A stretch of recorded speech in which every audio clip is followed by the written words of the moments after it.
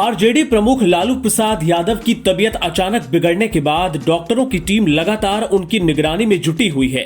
इस बीच राबड़ी देवी शनिवार सुबह एक बार फिर उनसे मिलने रिम्स के पेइंग वार्ड पहुंची।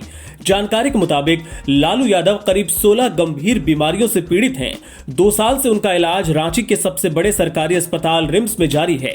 इस बीच खबर है कि उन्हें बेहतर इलाज के लिए दिल्ली के एम्स भी लाया जा सकता है। इस संबंध में अंतिम फैसला रिम्स मेडिकल बोर्ड की बैठक में लिया जाएगा। जेल के आईजी वीरेंद्र भूषण ने शनिवार को मीडिया कर्मियों से बातचीत में यह संकेत दिया।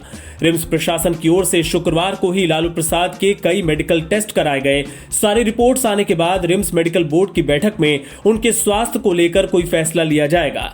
शुक्रवार रात करीब 1:15 बजे रिम्स के पेइंग वार्ड से अपने पति लालू प्रसाद से मिलकर बाहर निकली राबड़ी देवी की आंखों में आंसू दिखे।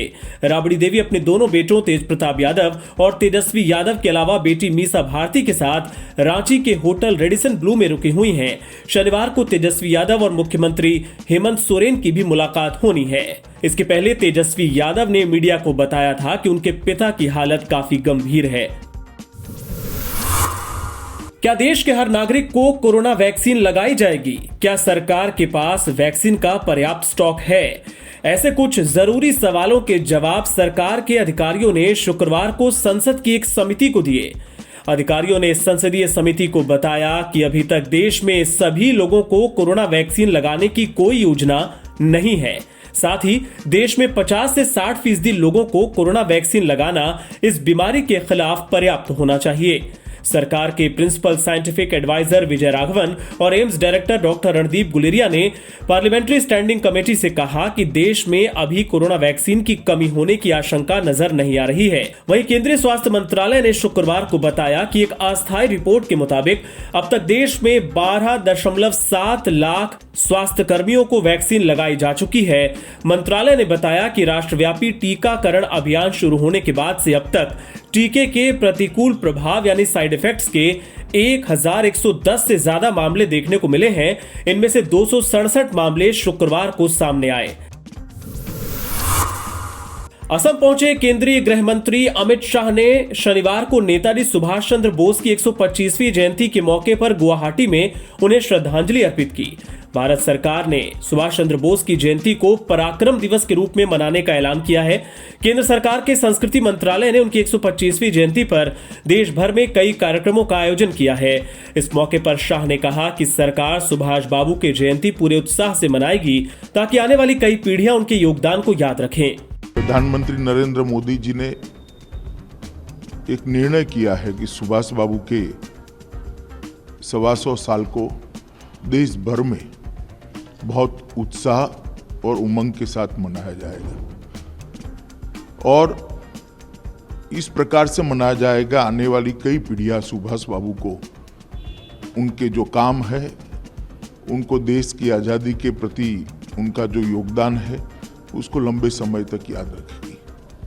सुभाष बाबू एक ओजस्वी विद्यार्थी, जन्मजात देशभक्त, कुशल प्रशासक, कुशल संगठक और सबसे संघर्षशील नेता थे। मैं भी मन से, बड़े हृदय से सुभाष बाबू को श्रद्धांजलि देता हूं और मोदी जी ने जो फैसला किया है सुभाष बाबू की 125वीं साल को मनाने का, हम सब उसमें हिस्सेदार बने और विशेषकर बच्चों और युवा पीढ़ी को सुभाष बाबू के जीवन कवन का परिचय कराएं और आने वाले दिनों में लाखों बच्चे इनसे प्रेरणा लेकर देश के विकास के लिए और देश को आत्मनिर्भर बनाने के लिए अपना योगदान देते रहे। यही मेरी ईश्वर से प्रार्थना है।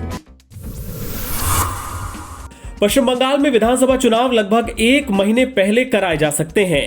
ऐसा 10वीं और 12वीं की बोर्ड परीक्षाओं को ध्यान में रखते हुए किया जा सकता है। सूत्रों ने बताया कि चुनाव आयोग नहीं चाहता कि चुनाव के शेड्यूल के चलते बोर्ड के परीक्षार्थियों को कोई परेशानी हो।